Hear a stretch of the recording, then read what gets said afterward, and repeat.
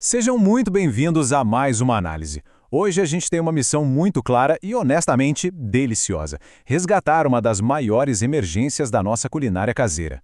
Sabe quando bate aquela vontade louca de comer um docinho, mas a despensa simplesmente não colabora? Pois é, nós vamos resolver isso juntos hoje, passo a passo, usando a ciência a nosso favor. Seção 1. O desespero do armário vazio.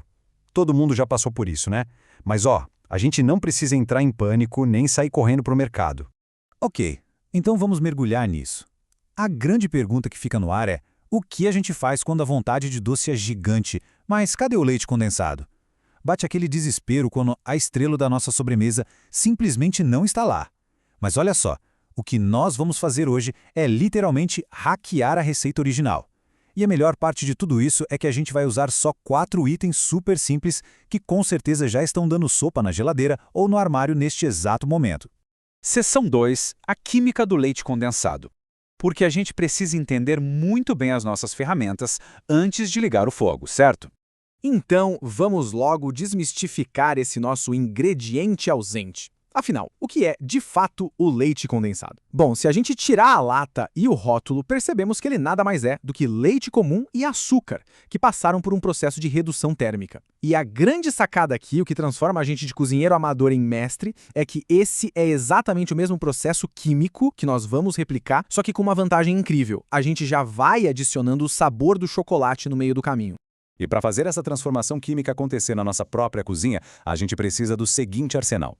São 4 ingredientes bem simples e diretos. Nós vamos usar apenas 1 xícara de leite integral, 4 colheres de sopa de açúcar, 2 colheres de sopa de achocolatado ou cacau em pó e, por fim, 1 colher de sopa de manteiga. É só isso. Juntos, eles vão criar a mágica. Agora, um detalhe absolutamente crucial desta lista aí, que a gente precisa dar um destaque todo especial, é a manteiga. Ela é vital, não dá para deixar de lado de jeito nenhum. A manteiga é meio que a nossa arma secreta nessa receita hackeada, sabe? Porque é ela que vai fornecer a gordura necessária para garantir aquele brilho espelhado deslumbrante e aquela textura incrivelmente aveludada que todo brigadeiro de respeito precisa ter. Sem ela, esquece. Seção 3. A técnica da redução. É aqui que a teoria vira prática. E onde a gente descobre que o verdadeiro segredo é, na verdade, a paciência.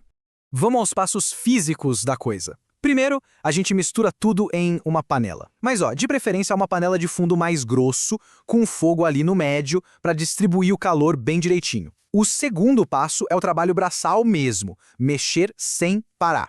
É fundamental raspar super bem o fundo e as laterais com a espátula para não deixar o nosso doce queimar. E tudo isso serve para o nosso terceiro passo, que é basicamente forçar a água do leite a evaporar, deixando para trás só aquela mistura gloriosa de gordura e açúcar. Agora, o que é realmente interessante neste ponto da nossa explicação é que a gente lida muito com o psicológico na cozinha. Nos primeiros minutos ali no fogo, vai parecer que deu tudo completamente errado. A mistura fica tipo um líquido super ralo, parecendo exatamente um achocolatado quente comum. Mas, a gente tem que confiar no processo. A evaporação pode até parecer invisível no começo, mas ela está ali, trabalhando sem parar para transformar aquela aguinha em um creme super denso. Seção 4. O teste do Mar Vermelho. E olha, o nosso maior desafio, a partir de agora, é saber o milissegundo exato de desligar o fogo. Como a gente começa com uma estrutura diferente, sem o leite condensado pronto, o ponto ideal costuma chegar meio de surpresa. Então, para a gente não ser pego desprevenido, precisamos ter este número bem guardado na cabeça: 15. Nós vamos ter que dedicar ali uns 15 a 20 minutos de atenção total, mexendo a panela sem parar. É essa janela de tempo constante que permite que a física faça o trabalho de redução até chegarmos na consistência perfeita.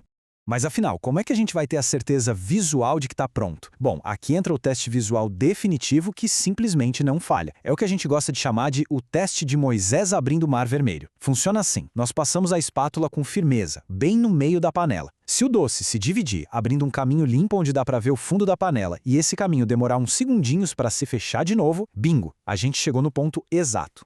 E isso ilustra brilhantemente o nível de controle que a gente acabou de adquirir.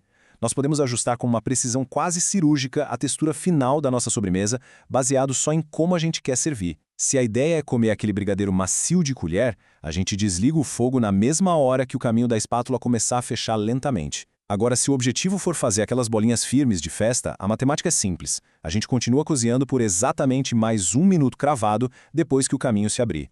Seção 5. Independência na cozinha.